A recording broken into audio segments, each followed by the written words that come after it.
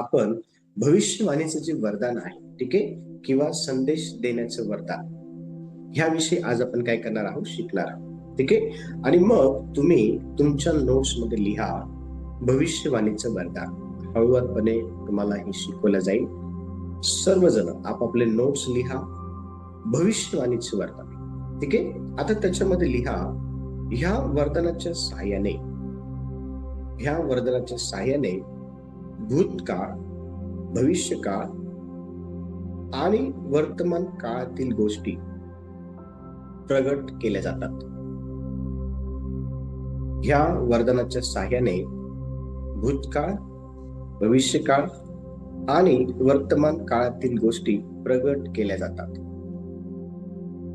लिहिलं? खाली लिहा पवित्र आत्म्याच्या या वरदानाच्या साहाय्याने. पवित्र आत्म्याच्या या वरदानाच्या साहाय्याने. कोणत्या वरदानाच्या साहाय्याने? कोणी सांगेल का? या म्हणजे कोणत्या? भविष्यवाणीचं. Very good. पवित्र आत्म्याच्या या वरदानाच्या साहाय्याने परमेश्वराचा संदेश लोकांपर्यंत पोहोचवण्याची विशेष क्षमता भविष्यवाणीच्या वरदानामध्ये आहे. आता लक्ष द्या, हे जे वरदान आहे कोणतं? भविष्यवाणीचे वरदान. आता हे भविष्यवाणीचे वरदान जे आहे ना, हे कशा प्रकारे कार्य करतं हे आपण समजून घेणार आहोत. आता परमेश्वराला एखादा संदेश जर पृथ्वीवर राहणाऱ्या व्यक्तीला द्यायचा आहे किंवा एखाद्या व्यक्तीपर्यंत देवाचा जो काही संदेश आहे तो जर पोहोचवायचा आहे, तर पवित्र आत्म्याच्या ह्या वरदानाच्या साहाय्याने तो जो काही संदेश आहे तो पोहोचवला जातो. आणि भविष्यवाणीच्या वरदानामध्ये परमेश्वराचा संदेश लोकांपर्यंत पोहोचवण्याचं काय आहे ती का क्षमता आहे किंवा ते सामर्थ्य किंवा ताकद आहे. मग आपण आज हे जे वरदानाविषयी शिकत आहोत ना, ह्या वरदानामध्ये आपल्याला 3 काळ बघायला भेटतात. हे जे भविष्यवाणीचं वरदान आहे ना, हे वरदान आपल्याला भूतकाळातील गोष्टी पण सांगतं, हे वरदान आपल्याला भविष्य काळातील गोष्टी पण सांगतं, आणि हे जे वरदान आहे हे वरदान आपल्याला वर्तमान काळातील गोष्टींबद्दल देखील काय करतं, सांगतं. आपण यामध्ये खूप डिटेलमध्ये आपण जाणार नाही, पण हे वरदान शिकत असताना याची जी डिटेलता आहे किंवा याचं जे गांभीर्य आहे किंवा जे याची जी खोली आहे ते आपल्याला समजण्याकरता मदत होणार आहे, ठीक आहे. आणि म्हणून 3 पॉइंट प्रत्येक वर्तमानातले असेल, भविष्य काळातले असेल किंवा भूतकाळातले असेल, हे तुम्हाला पवित्र शास्त्रातून काय केलं जाईल, सांगितलं जाईल. आणि अशा प्रकारे हे वरदान काम करतं हे तुम्हाला समजण्याकरता काय होईल, अतिशय सहज असते जाईल. तुम्हाला ते अतिशय सहज होऊन जाईल समजण्याकरता. मग आपण पाहणार आहोत की भविष्यवाणीचे हे जे वरदान आहे ना, हे वरदान का देण्यात आलेलं आहे. देवाने हे जे वरदान आहे हे का दिलेलं आहे हे आज आपण काय करणार आहोत, शिकणार आहोत. आणि कोणीतरी 1 करिंथ 14वा अध्याय आणि त्याचं 3रं वचन वाचण्यासाठी मला मदत करा. 1 करिंथ 14वा अध्याय आणि 3रं वचन. काय हे वरदान दिलेलं आहे आपण पाहणार आहोत. संदेशतः माणसांना उद्देशून उन्नती, उत्तेजक व सांत्वन याबाबत बोलतो. Very good. आता हे जे वरदान आहे भविष्यवाणीचे, हे जे वरदान आहे ना, हे वरदान देवाने मंडळीला, विश्वासार्हांना का दिले माहिती का? ह्या वरदानाच्या साहाय्याने उन्नती व्हावी, ह्या वरदानाच्या साहाय्याने उत्तेजन मिळावं, ह्या वरदानाच्या साहाय्याने सांत्वन जे आहे ते मिळावं. लक्ष द्या, ह्या वरदानाच्या साहाय्याने मार्गदर्शन मिळावं, ह्या वरदानाच्या साहाय्याने चेतवणी देखील जी आहे ती दिली जाते.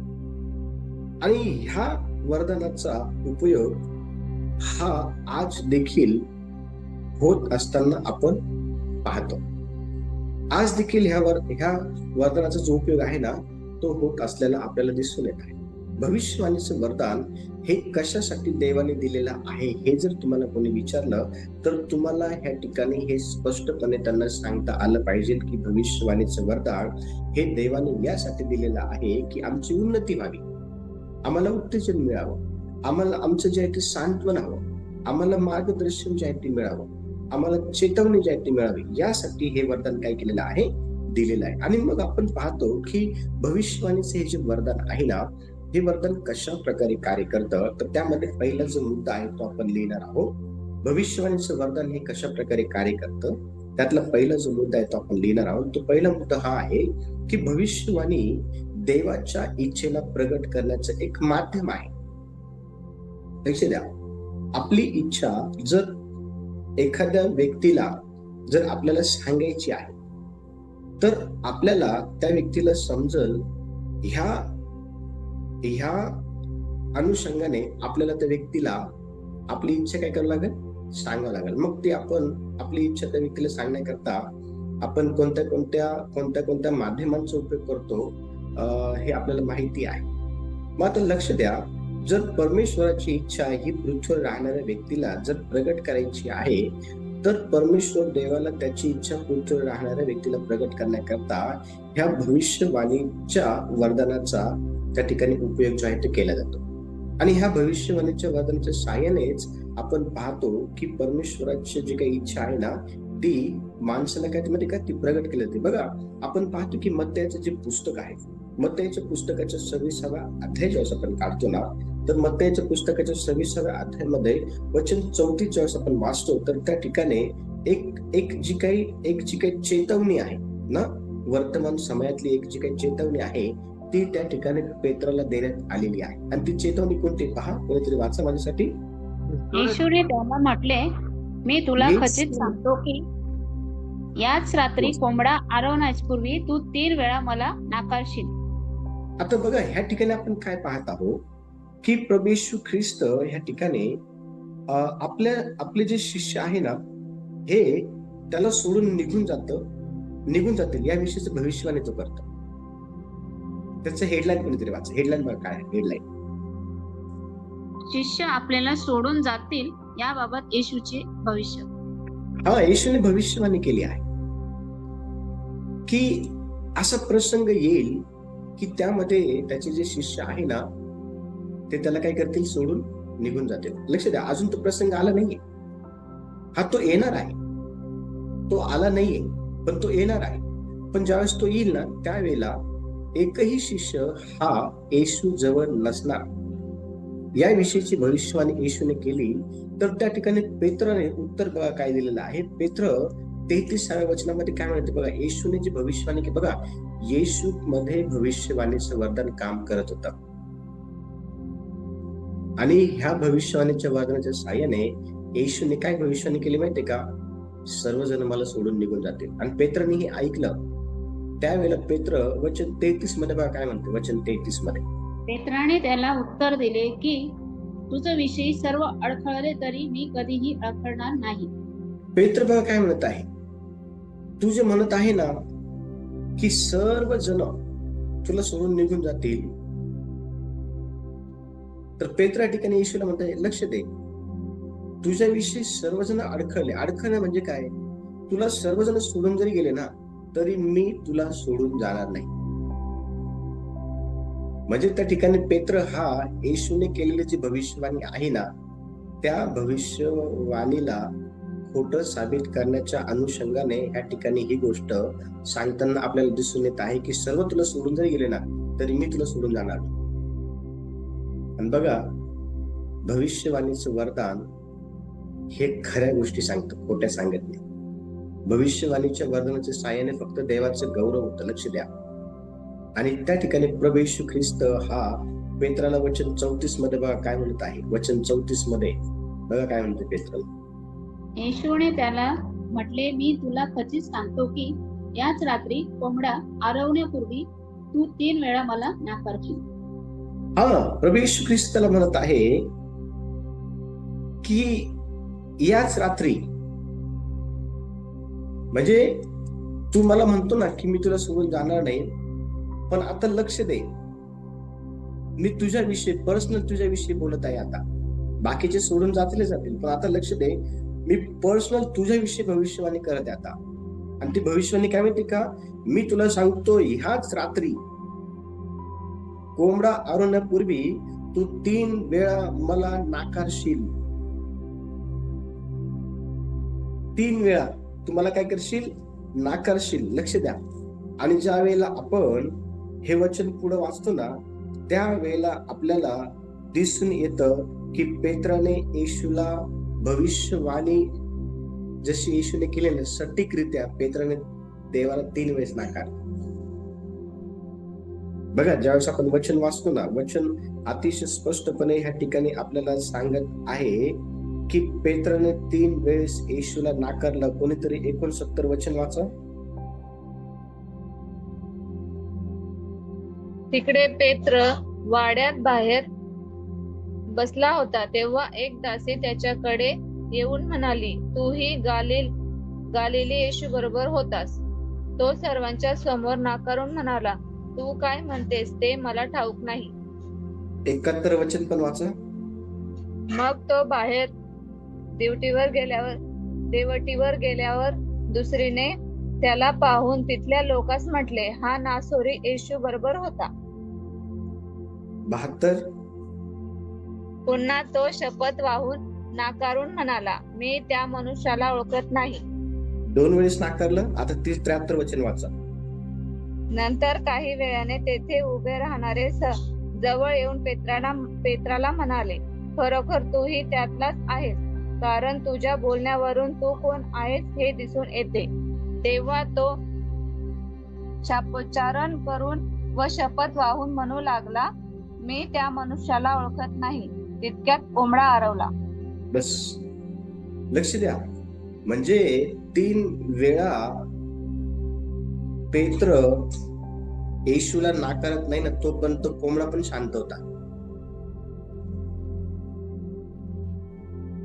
ही जी भविष्यवाणी आहे ना, लक्ष द्या, येशूने अतिशय सटीकरित्या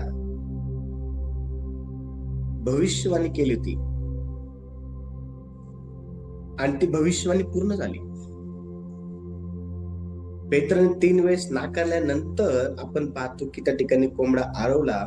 आणि कोंबडा आरवल्यानंतर बघा, पेत्राला आठवलं. काय आठवलं पेत्राला?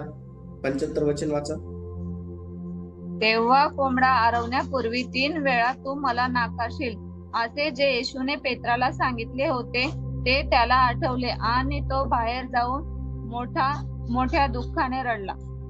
त्याला आठवलं की माझ्या विषयी माझ्या प्रभूने ही भविष्यवाणी केली होती.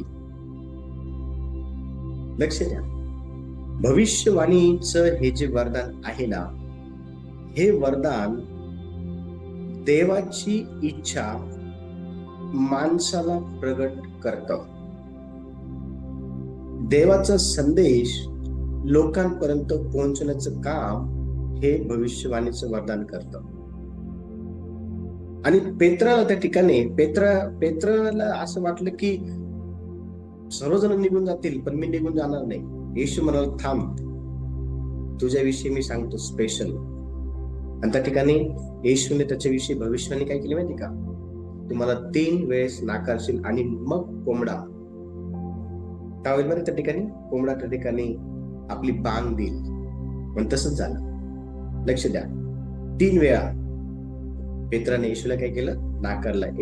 येशूमध्ये हे भविष्यवाणीचं वरदान काम करत होतं. ठीक आहे का? येशूमध्ये हे भविष्यवाणीचं जे वरदान आहे हे काम करत होतं.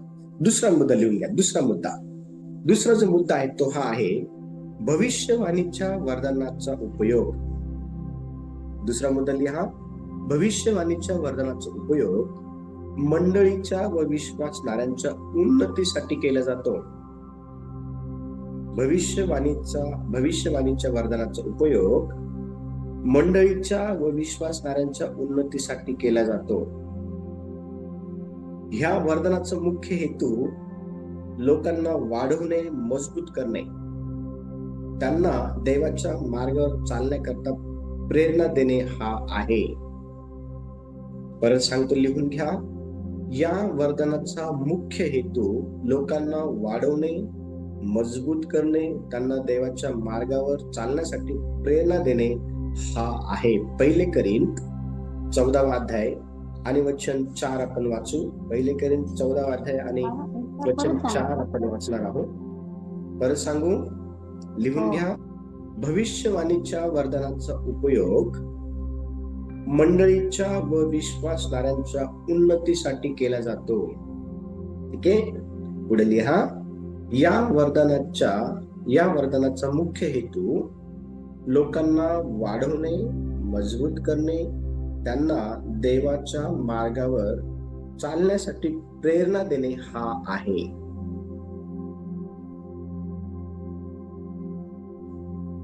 पहिले करीन 14वा अध्याय आणि 4थं वचन वाचा. त्या ठिकाणी काय लिहिलेलं आहे? अन्य भाषा बोलणारा स्वतःचीच उन्नती करतो, संदेष्टा मंडळीची उन्नती करतो. Very good. ह्या ठिकाणी संदेष्टा हा मंडळीची काय करतो? उन्नती करतो. लक्ष द्या. आणि संदेष्टा हा कोण असतो माहिती का? प्रामुख्याने भविष्यवाणी करणारा असतो. लक्ष द्या. भविष्यवाणी करणाऱ्या व्यक्तीला संदेष्टा म्हटलं जातं. आणि संदेष्टा काय करतो माहिती का? संदेष्टाचं काम काय आहे? संदेशाचं काम आहे मंडळीची उन्नती करणं. संदेशाचं काम आहे विश्वासणाऱ्यांची उन्नती करणं. संदेशाचं काम आहे देवाच्या लोकांना देवामध्ये वाढवणं. संदेशाचं काम आहे देवाच्या लोकांना देवामध्ये मजबूत करणं. संदेशाचं काम आहे देवाच्या लोकांना प्रेरणा देणं. लक्ष द्या, देवाच्या मार्गावर चालण्याकरता. भविष्यवाणीचं वरदान अशा प्रकारे वर्तमान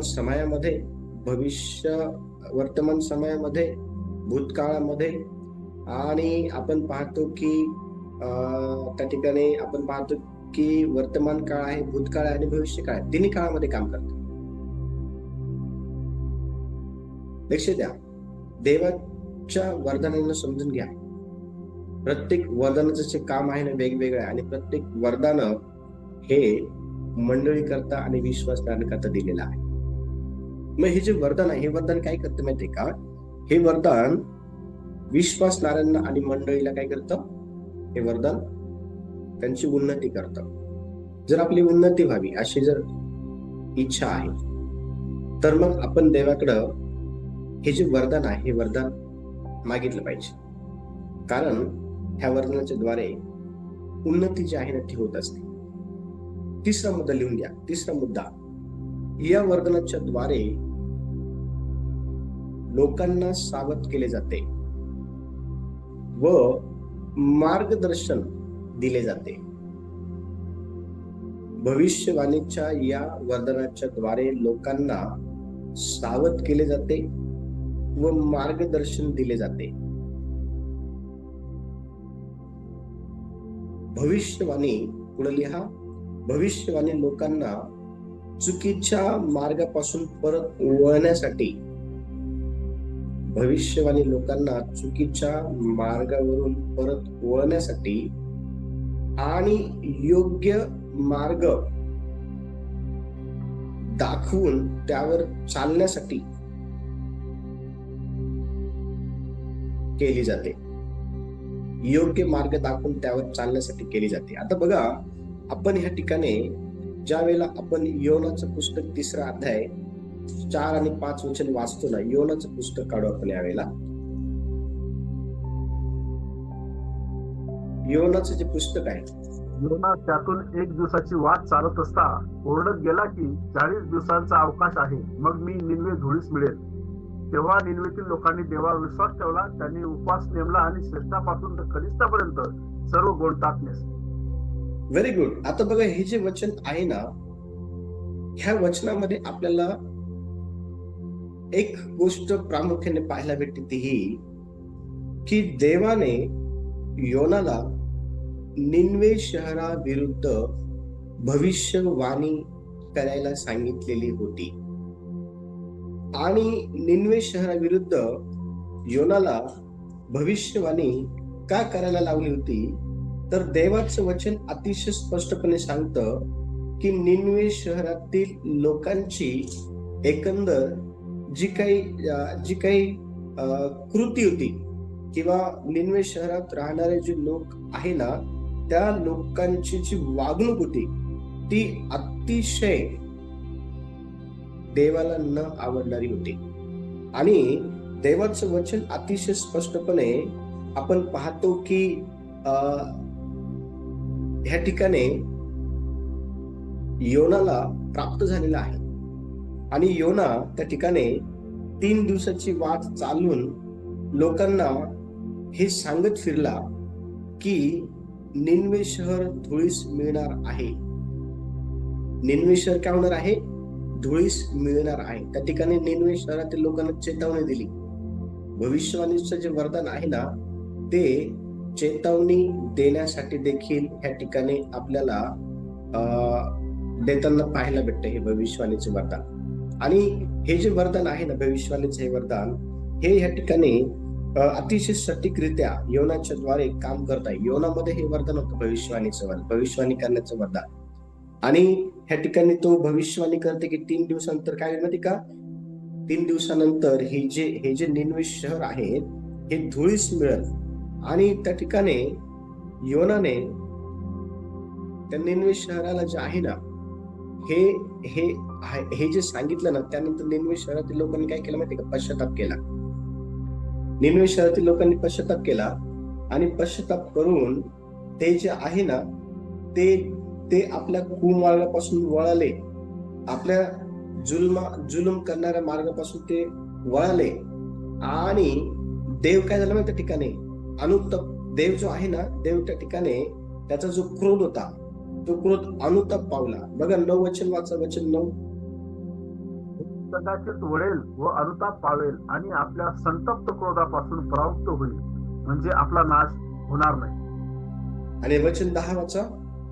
देवाने त्याचे वर्तन पाहिले, म्हणजे अर्थात ते आपल्या कुमार्गापासून वळले आहेत हे पाहिले, तेव्हा त्यांच्यावर अरिष्ट आणीन असे जे तो म्हणाला होता त्याविषयी तो अनुताप पावला आणि त्याने त्यांच्यावर ते आणले नाही. Very good. देव अनुताप पावला.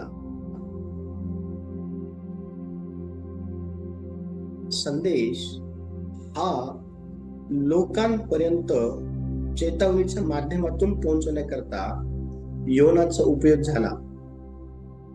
जर ह्या ठिकाणी योना सुरुवातीला देवाचा संदेश घेऊन त्या निनवे शहरातील लोकांकडे गेला नाही, तो दुसरीकडे चालला होता, तो आपला भाग नाही. पण मी तुम्हाला हे सांगत आहे की लक्ष द्या, देव हा लोकांना चेतावणी देतो की तुम्ही तुमच्या कुमार्गापासून वळा. देव लोकांना चेतावणी देतो की तुम्ही तुमच्या जे काही जात जुलमाचे मार्ग आहे, तुमचे जे काही पापी मार्ग आहे त्यापासून तुम्ही वळा. जर तुम्ही वळाले नाही तर तुमचा नाश निश्चित आहे. आणि निनवे शहराचा नाश हा परमेश्वर करणार होता, पण करण्या अगोदर त्यांना चेतावणी देण्यात आली भविष्यवाणीच्या ह्या वरदानाच्या सहाय्याने. त्यांनी लक्ष द्या, ती जी चेतावणी त्यांनी सिरियस घेतली. आणि वचन स्पष्टपणे सांगत आहे की त्या ठिकाणी त्या लोकांनी उपवास केला, पश्चाताप केला, त्यांनी काहीच खाल्लं नाही, काहीच नाही. वचन 7 वाचा बघा, वचन 7 आणि 8 वचन. त्याने जाहीरनामा काढून आपला व आपल्या सरदारांचा असा ठराव निनवेभर प्रसिद्ध केला की कोणा माणसाने, पशुने, गुरेढोरांनी व शेळामेंढरांनी काहीच चाखू नये, खाऊ नये, पाणी पिऊ नये. वचन 8. तर मनुष्याने व पशुने गोंताक नेसावे, देवाच्या मोठ्याने धावा करावा आणि प्रत्येकाने आपल्या कुमार्गापासून, आपल्या हातच्या जुलमापासून मागे फिरावे. हा बघा, त्या ठिकाणी लोकांनी पश्चाताप केला. लोकांबरोबर त्या ठिकाणी जे काही पशु होते ना, गुरढोर, शेळ, मेंढर, त्यांनी पण काही खाल्लं नाही. कारण देवाने त्या ठिकाणी चेतावणीच तशी दिली होती की निनवे शहर जे आहे ना, निनवे शहर हे काय होणार माहिती का, निनवे शहर हे धुळीस मिळणार आहे. 40 दिवसांचा अवकाश त्या ठिकाणी वचन सांगत आहे. तो 3 दिवसाची वाट चालून गेला, त्या ठिकाणी 1 दिवसाची वाट चालून गेला. 40 दिवसांचा अवकाश आहे. 40 दिवसानंतर देवा पे करणार आहे. चेतावणी दिली देवाने, पण चेतावणी देव हा माणसाला असं डायरेक्ट देत नाही. त्यासाठी भविष्यवाणीचं वरदान हे ज्याच्याकडे आहे ना त्याचा उपयोग करतो देव. त्याच्याद्वारे देव काय करतो माहिती का? लोकांना चेतावणी देतो. लक्ष द्या, त्याच्याद्वारे देव जो आहे ना लोकांना काय करतो माहिती का? चेतावणी देतो. आता आपण हे जे वरदान आहे भविष्यवाणीचं वरदान, हे भूतकाळातील गोष्टी कशा प्रकारे उघड करतं हे आपण शिकणार. तिथे लिहा, भूतकाळातील गोष्टी उघड करणं. हे जे वरदान आहे भविष्यवाणीचं, हे जे वरदान आहे ना, या वरदानाच्या द्वारे भूतकाळातील गोष्टी उघड केल्या जातात. 3 मुद्दे आपण यात पाहणार आहोत. ठीक आहे, भविष्य काळातील, भूतकाळातील आणि वर्तमान काळातील हे 3 मुद्दे आपण काय करणार आहोत, लवकर समजून घेणार आहोत. पहिला मुद्दा लिहा, भूतकाळातील गोष्टी उघड करणं. भविष्यवाणीच्या या वरदानाच्या द्वारे भूतकाळातील गोष्टी उघड केल्या जातात. त्याच्या पुढचं लिहा, गुप्त पाप किंवा घटनांचा उलगडा. 1 नंबर टाका, गुप्त पाप किंवा घटनांचा उलगडा या वरदानाच्या सहाय्याने केला जातो. योहानाचं पुस्तक 4था अध्याय आपण काढू आणि 16 ते 18 वचन आपण वाचणार आहोत. योहान 4था अध्याय आणि 16 ते 18 वचन. या ठिकाणी भविष्यवाणीच्या ह्या वरदानाच्या सहाय्याने कोणतं गुप्त पाप हे उघडकीस करण्यात आलं हे आपण पाहणार आहोत. कोणीतरी वाचण्यासाठी मदत करा. तो तिला म्हणाला, तू जाऊन आपल्या नवऱ्याला बोलून आण.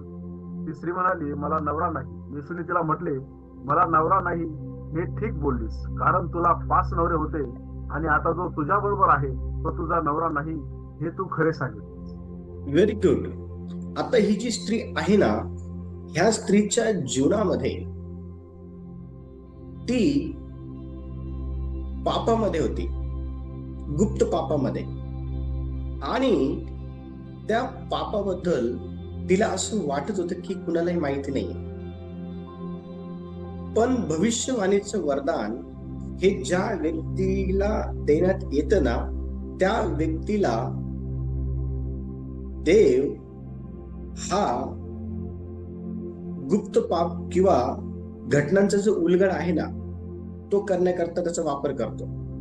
आता भविष्यवाणीचे हे जे वरदान आहे ना, हे प्रभू येशू मध्ये असलेलं आपल्याला पाहायला भेटतं. आणि प्रभू येशूला ह्या शमरोनी स्त्रीच्या जीवनातल्या ज्या काही भूतकाळात होऊन गेलेल्या गोष्टी आहेत ना, त्यांचा उलगडा ह्या ठिकाणी ह्या वरदानाच्या सहाय्याने येशूला करता आला. आणि येशू तिला स्पष्टपणे म्हणताय, हो तू बरोबर बोललेली आहे. कारण येशू तिला ह्या ठिकाणी अतिशय स्पष्टपणे 18 वचनामध्ये म्हणत आहे, तू बरोबर बोललेली आहे, कारण तुला 5 नवरे होते आणि आता तू ज्याच्या बरोबर आहे तोही तुझा नवरा नाहीये. तिला असं वाटलं की सर्वांना हेच माहिती आहे की मला एकच पती आहे. पण ह्या ठिकाणी देवाने तिचं जे काही गुप्त पाप आहे ना, ते त्या ठिकाणी काय केलं माहिती की ह्या वरदानाच्या साह्याने तिच्या समोर आणलं, अशासाठी की तिने त्या पापाचा पश्चाताप करावा, अशासाठी की तिला तिच्या जीवनातील जी काही गुप्त गोष्टी आहे तिला असं वाटते कुणाला माहिती नाही, पण ती गोष्ट देवाला माहिती आहे हे तिला कळावं म्हणून ह्या ठिकाणी येशूच्या द्वारे हे जे भविष्यवाणीचे वरदान आहे ना, हे ह्या ठिकाणी ऑपरेट झालेलं आपल्याला पाहायला भेटतं. दुसरा मुद्दा, याच्यातला दुसरा मुद्दा, वर्तमान समयामध्ये वर्तमानातील गोष्टी कशा प्रकारे ह्या वरदानाच्या सहाय्याने उघडकीस केल्या जातात, त्यातला दुसरा मुद्दा लिहा. दुसरा मुद्दा हा आहे, एखाद्या व्यक्तीचे किंवा राष्ट्राचे इतिहास सांगणे. एखाद्या व्यक्तीचे किंवा राष्ट्रांचे काय सांगणे, इतिहास सांगणे. पुढे लिहा, ज्या वेळेला आपण प्रेषणाचे कृत्य 7वा अध्याय आपण काढतो, प्रेषणाचे कृत्य 7वा अध्याय ज्यावेळेस आपण काढतो, तर प्रेषणाच्या कृत्यांच्या 7व्या अध्यायामध्ये 1 ते 53 वचन ज्यावेळेस आपण वाचतो, खूप मोठा तो शास्त्र भाग आहे, पण आपण तेवढं वाचणार नाही. पण त्या शास्त्र भागातून आपण हे समजून घेणार आहोत की त्या ठिकाणी स्टेफनाने, पुढे लिहा, स्टेफनाने इस्रायलाच्या इतिहासाचे विवरण दिले. पुढे लिहा, स्टेफनाने इस्रायलाच्या इतिहासाचे विवरण दिले.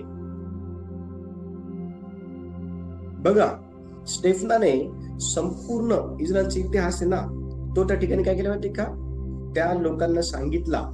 आणि स्टेफन जो आहे ना, स्टेफन ह्या ठिकाणी त्या लोकांना भविष्यामध्ये स्टेफन जो आहे ना, स्टेफन ह्या ठिकाणी भूतकाळामध्ये, माफ करा, भविष्यामध्ये नाही, भूतकाळामध्ये ज्या ज्या गोष्टी घडलेल्या आहेत ना, भूतकाळामध्ये ज्या ज्या गोष्टी होऊन गेलेल्या आहेत ना, त्या सर्व गोष्टींचा इतिहास अतिशय सटीकपणे लोकांना काय करत आहे, सांगत आहे. आणि हा सांगून तो त्या लोकांना त्यांच्या चुकीच्या निर्णयाची आठवण करून देते.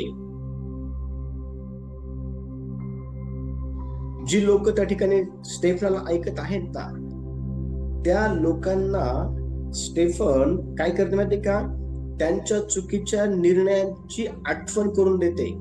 लक्ष द्या, हे जे भविष्यवाणीचं वरदान आहे ना, हे भविष्यवाणीचं वरदान कशा प्रकारे, हे जे भविष्यवाणीचं वरदान आहे ना, हे भविष्यवाणीचं वरदान कशा प्रकारे भूतकाळातील गोष्टी उघड करतं, हे देखील आपल्याला ह्या वचनातून पाहायला भेटतं. आणि स्टेफनाने भूतकाळातील गोष्टी काय केल्या माहिती का, ह्या ठिकाणी प्रगट केलेल्या किंवा सांगितलेल्या आपल्याला पाहायला भेटतात.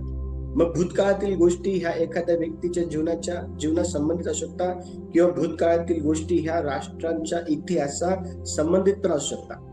आणि ह्या ठिकाणी आपण हीच गोष्ट स्टेफनाला भविष्यवाणीच्या ह्या वचनाच्या साहाय्याने ह्या लोकांसमोर बोलताना काय करतो मी बघत आहे. ज्या वेळेला तुम्ही हा संपूर्ण शास्त्रभाग वाचल ना, प्रेषणांचं कृत्य 7वा अध्याय 1 ते 53, तर ह्या ठिकाणी तुम्हाला सर्व जे भविष्यामध्ये होऊन गेलं ना, ते ह्या ठिकाणी सांगताना दिसून येते.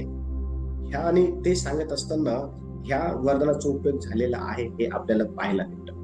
लक्ष द्या, हे जे वरदान आहे ना, हे वरदान त्या ठिकाणी त्या लोकांना चुकीच्या निर्णयाची आठवण करून देते. कशा प्रकारे चुकीचे निर्णय जे आहे ते घेतले गेलेत त्याची आठवण करून देते, अशासाठी की त्यांना कळावं की आपले जे पूर्वज आहेत त्यांनी देवाविरुद्ध पाप केलेला आहे.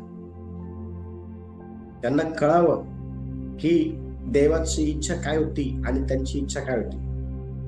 पश्चाताप करावा. बघा, वचन ज्यावेळेस आपण वाचतो ना, तर ह्या ठिकाणी अतिशय स्पष्टपणे हे सांगितलेलं आहे की एकच उद्देश हा देवाचा होता. त्या लोकांना स्टेफनाच्या माध्यमातून ह्या भविष्यवाणीच्या दानाचा उपयोग करून हे सर्व सांगण्याचा देवाचा एकच उद्देश होता की त्यांनी पश्चाताप करावा, त्यांनी आपलं पाप पदरी घ्यावं, त्यांनी देवाकडे वळावं. हा देवाचा त्या ठिकाणी उद्देश होता.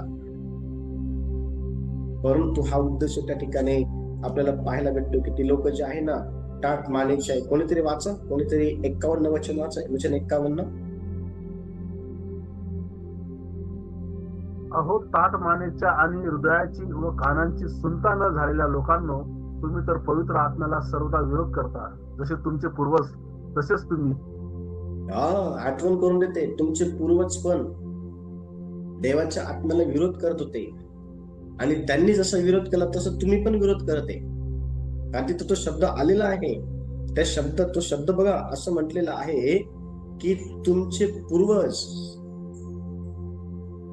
जसे देवाच्या आत्म्याचा काय करायचे विरोध करत होते ना, विरोध कसा सर्वदा, तसंच तुम्हीही देवाच्या आत्म्याचे विरोध करणारे आहात.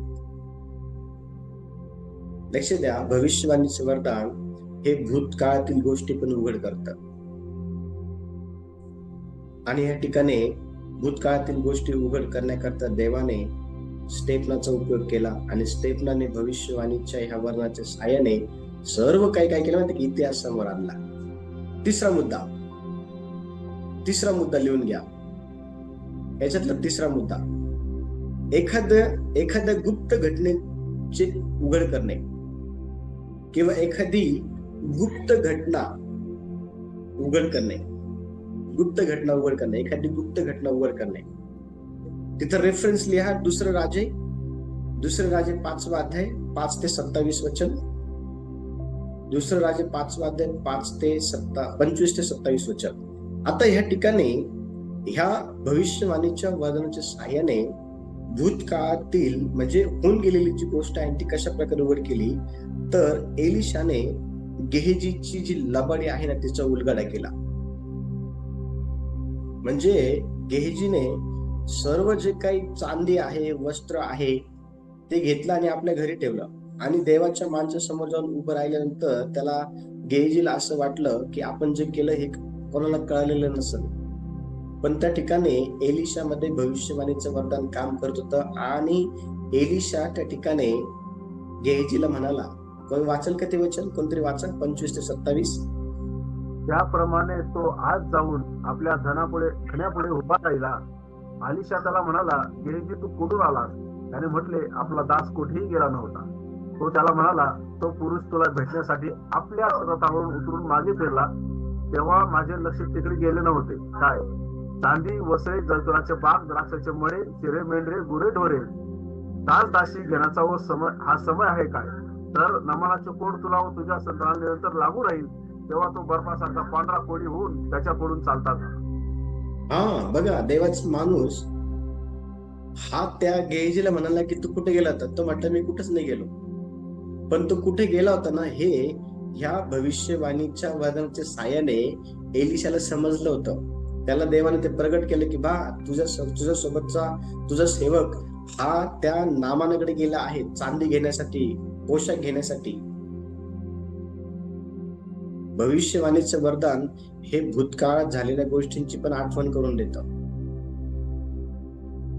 आता वर्तमान काळामध्ये थोडा वेळ होईल, चालेल का? थोडा वेळ झाला चालेल हे शिकवत असताना चर्च 10-1 मिनिटे चालतील का? हो चालेल. ओके, आता लक्ष द्या. वर्तमान काळातील गोष्टी प्रगट करणे. दुसरा मुद्दा लिहा, भविष्यवाणीच्या वचनाच्या साहाय्याने वर्तमान काळातील गोष्टी प्रगट केल्या जातात.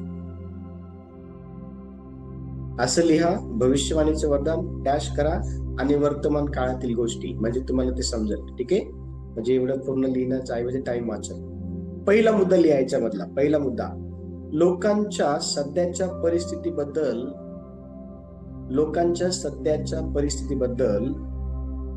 प्रकाशन देणे.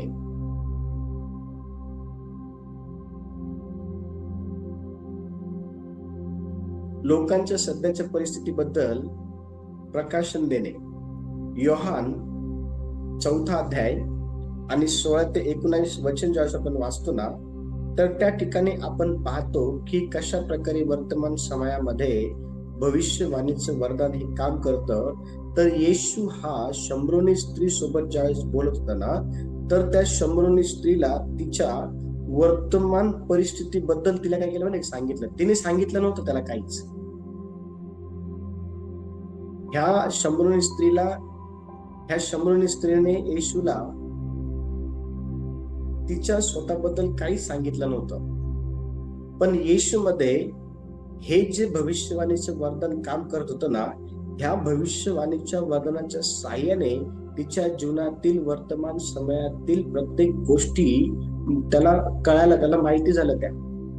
आणि बघा, ज्या वेळेला आपण 16 ते 19 वचन आपण वाचतो ना, तर 16 ते 19 वचनामध्ये अतिशय स्पष्टपणे कोणत्या गोष्टी ह्या येशूला तिच्या जीवनातील माहिती झालेल्या होत्या वर्तमान काळातील ह्या वचनाच्या साहाय्याने, ते आपल्याला योहान 4 अध्याय आणि 16 ते 19 वचनामध्ये पाहायला भेटतं. सर्व आपण वाचणार नाही, पण कोणीतरी मला वाचण्यासाठी मदत करा. वचन त्या ठिकाणी कोणतरी वाचा, 16 पासून वाचा. 16, 18 आणि 19 वाचा. 18 आणि 19. कारण तुला 5 नवरे होते आणि आता जो तुला आहे तो तुझा नवरा नाही, हे तू खरे म्हटलेस. ती स्त्री त्याला म्हणाली, महाराज, आपण संदेष्टे आहात हे मला आता समजले. बघा, वर्तमान समयामध्ये ज्या पुरुषासोबत ती राहत आहे ना, तो पण तिचा नवरा नाहीये. हे ह्या ठिकाणी येशू तिला स्पष्टपणे म्हणत आहे. येशू तिला म्हणत आहे की आता तू ज्या पुरुषाबरोबर राहत आहे ना, तो देखील तुझा नवरा नाहीये. आणि ती म्हणाली, हो, आपण खरे बोलले आहात. आणि पुढे म्हणत आहे की आपण कोणी संदेश ते आहात हे आता मला कळलेलं आहे. वर्तमान समयामध्ये भविष्यवाणीचं हे जे वरदान आहे ना, हे कशा प्रकारे काम करतं हे आपण समजून घेत आहोत. त्या स्त्रीने येशूला काही एक सांगितलेलं नव्हतं.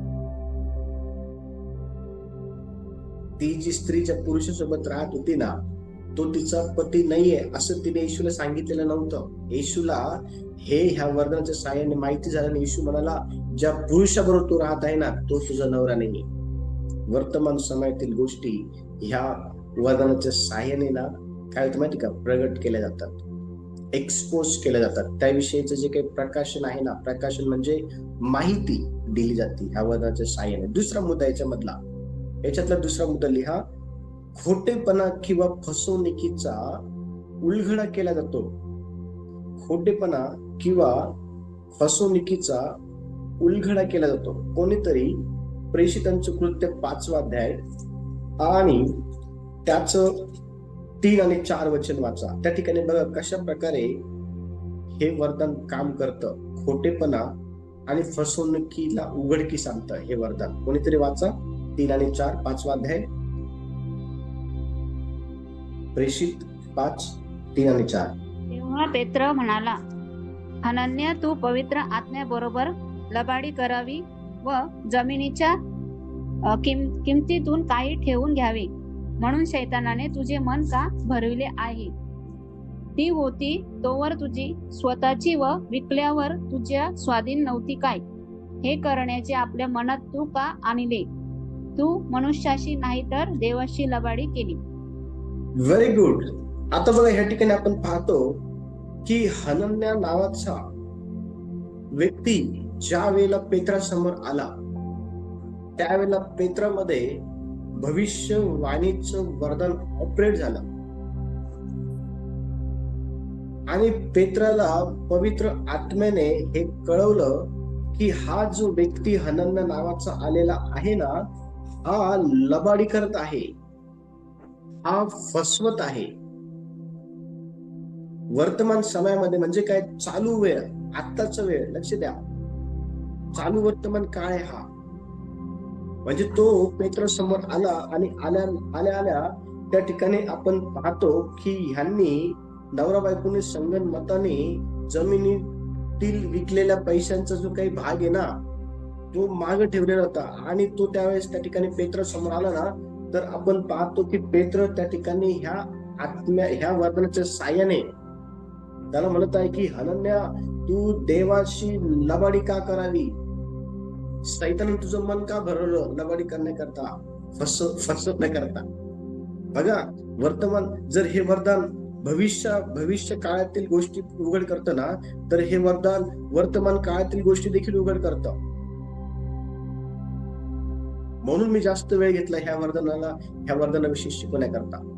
कारण हे जे वरदान आहे ना, हे 7व्या क्रमांकाचं वरदान हे आहे. येस, 6व्या क्रमांकाचं वरदान, माफ करा, संदेश देण्याचं वरदान. म्हणून वेळ घेतला की हे जे वरदान आहे हे व्यवस्थित तुम्हाला समजावं, म्हणून वेळ घेतला आणि मग हे वरदान आज मी तुम्हाला शिकवत आहे. हे वरदान भूतकाळातील गोष्टी पण उघड करतं, हे वरदान वर्तमान काळातील गोष्टी पण उघड करतं. आणि वर्तमान काळातील गोष्ट ह्या ठिकाणी पेत्र ह्या वरदानाच्या सहाय्याने काय करते माहिती का, उघड करते की हनन्या, तू फसवत आहे, हनन्या, तू लबाडी करत आहे, सैतानाने तुझं मन भरवलेलं आहे की तू देवाच्या आत्म्याशी काय करावी, लबाडी करावी. पेत्रामध्ये हे वरदान काम करत होतं, भविष्यवाणीचं वरदान. तिसरा मुद्दा याच्यातला तिसरा मुद्दा, संकटांची किंवा घटनांची अगोदरच माहिती दिली जाते.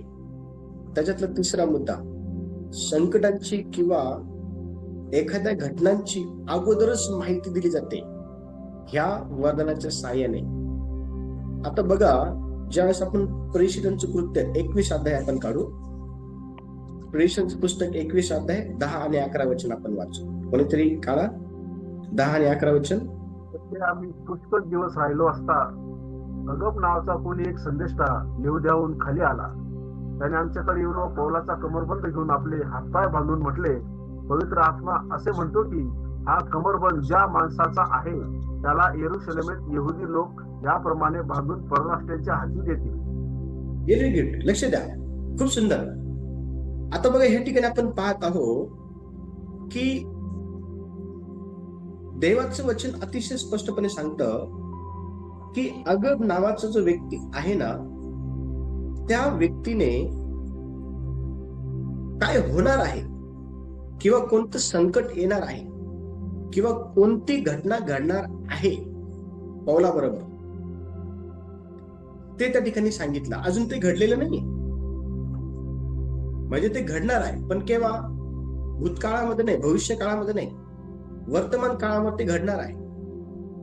आणि आगाऊ नावाचा हा जो संदेश आहे ना, ह्या ठिकाणी अतिशय स्पष्टपणे आपण ज्यावेळेस वाचतो ना, अगब नावाचा आहे, हिंदीमध्ये ज्यावेळेस आपण वाचते त्या ठिकाणी आपल्याला अतिशय स्पष्टपणे बघतं की अगबुस नावाचा जो संदेश आहे ना, त्याच्यामध्ये भविष्यवाणीचं हे वरदान काम करत होतं.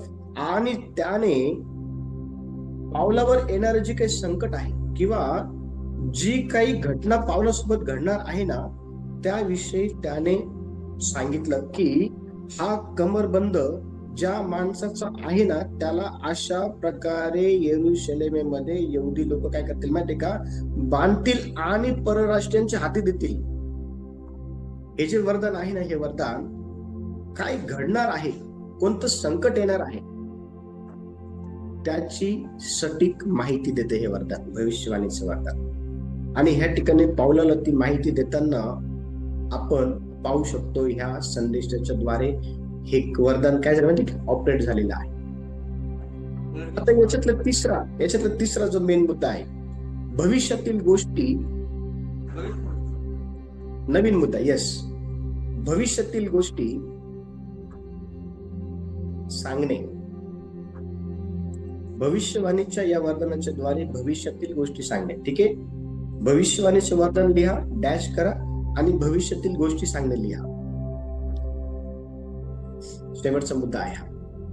ओके, पहिला मुद्दा लिहा त्याच्यामध्ये, महान क्लेशाचा काळ येणार आहे किंवा महासंकटाचा काळ येणार आहे असं लिहा. ठीक आहे, महान क्लेशाचा काळ येणार आहे किंवा महासंकटाचा काळ येणार आहे. आणि हे महासंकटाचा काळ येणार आहे हे आपल्याला कशाद्वारे माहिती होतं? तर भविष्यवाणीच्या ह्या वरदानाच्या साहाय्याने. बघा, कोणीतरी वाचा माझ्यासाठी मत्तेचं पुस्तक 24वा अध्याय आणि 21 वचन. मत्ते 24:21 वाचा. काय लिहिलं पाहिजे त्या ठिकाणी?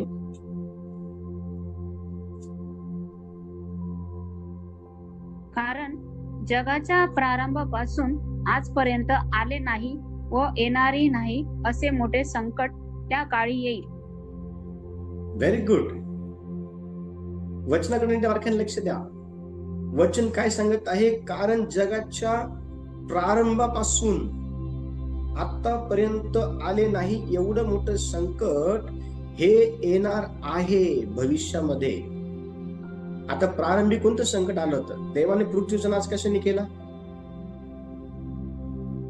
जलप्रलयने. व्हेरी गुड दत्त मावशी, खूप सुंदर. आणि दुसऱ्यांदा देवाने कशाने नाश केला? अग्नीने. व्हेरी गुड, खूप सुंदर. आता वचनामध्ये काय लिहिलंय बघा, जगाच्या प्रारंभापासून आतापर्यंत आलं नाही आणि पुढे कधी येणार नाही एवढं मोठं संकट येणार आहे. भविष्यातील गोष्ट, भविष्यात काय होणार आहे लक्ष द्या. जगाच्या पाठीवर हे ना, हे फार महत्वाचं आहे.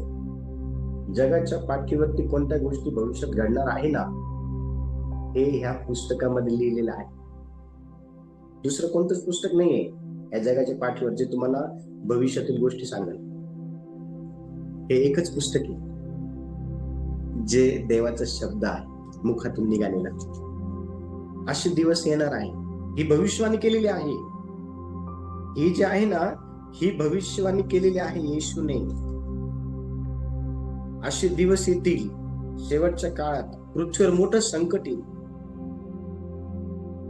आणि येईल ते संकट कारण हे देवाने येशूने स्वतः केलेली भविष्यवाणी आहे. पुढचा मुद्दा लिहा. पुढचा मुद्दा, येशू ख्रिस्ताचे दुसरं आगमन. पुढचा मुद्दा लिहा, भविष्यवाणी झालेली. येशू ख्रिस्ताचे दुसरे आगमन. कोणीतरी प्रगटीकरण 19वा अध्याय, प्रगटीकरण 19वा अध्याय आणि 11 ते 16 वचन आपण वाचणार आहोत. 11 ते 16 वचन, 19वा अध्याय 11 ते 16 वचन.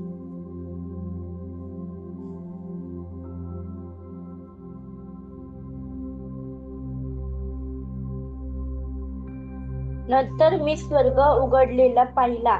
तो पहा, एक पांढरा घोडा आणि विश्वसनीय व सत्य असा म्हटलेला एक स्वार त्याच्यावर बसलेला मला दिसला. तो नीतीने न्यायनिवाडा करतो व लढतो. त्याचे डोळे अग्नीच्या ज्वालेसारखे आहेत व त्याच्या डोक्यावर पुष्कळ मुकुट आहेत. त्याच्यावर एक नाव लिहिले आहे, ते त्याच्या वाचून कोणालाही कळत नाही. रक्तात बुचकळलेले वस्त्र त्यांनी अंगावर घेतले होते आणि देवाचा शब्द हे नाव त्याला देण्यात आले होते. स्वर्गातील सैन्य पांढऱ्या घोड्यावर बसून पांढरी व शुद्ध अशी तागाची तलम वस्त्रे अंगावर घालून त्यांच्या मागे चालत होती. त्याने राष्ट्रास मारावे म्हणून त्याच्या तोंडातून तीक्ष्ण धारीची तलवार निघते. तो त्यावर लोखंडी दंडाने अधिकार गाजवी आणि सर्व समर्थ देव ह्याच्या तीव्र क्रोधरूपी द्राक्षारसाचे कुंड तुडवितो. त्याच्या वस्त्रावर व त्याच्या मांडीवर राजांचा राजा आणि प्रभू राजांचा राजा आणि प्रभूंचा प्रभू हे नाव लिहिलेले आहे. Very good. राजांचा राजा आणि प्रभूंचा प्रभू. आमेन, हालेलुया. तो आपला प्रभू येशू आहे. तो राजांचा राजा आणि प्रभूंचा प्रभू आहे. लक्ष द्या, त्याच्याविषयी भविष्यवाणी केलेली आहे. तो परत पृथ्वीवर येणार आहे न्याय करण्यासाठी. आपण वाचले की नाही वाचलं? अहो गालिलकरांनो, आकाशाकडे का पाहत उभे आहात? हा जो येशू जसा तुम्ही त्याला वर जाताना पाहिलेला आहे तसाच तो परत येणार आहे. Hallelujah, praise the Lord. तो राजांचा राजा आहे, तो प्रभूंचा प्रभू आहे आणि तो पृथ्वीवर येणार आहे न्याय करण्यासाठी. त्याच्याविषयी ही भविष्यवाणी केलेली आहे त्याच्या दुसऱ्या आगमनासंदर्भात. आणि शेवटचं लिहा, शेवटचं 3 क्रमांक टाका. शेवटचा न्याय, फायनल जजमेंट, शेवटचा न्याय. त्याच्या पुढे लिहा भविष्यवाणीचं वरदान आणि डॅश करा आणि शेवटचं न्याय. पुढे लिहा, सर्व लोक देवासमोर उभे राहतील आणि त्यांचा न्याय होईल. सर्व लोक देवासमोर उभे राहतील आणि त्यांचा न्याय होईल. प्रगटीकरण 20, 11 ते 15 आपण वाचणार आहोत. प्रगटीकरण 20 आणि 11 ते 15 कोणीतरी वाचा माझ्यासाठी. काय लिहिलंय त्या ठिकाणी?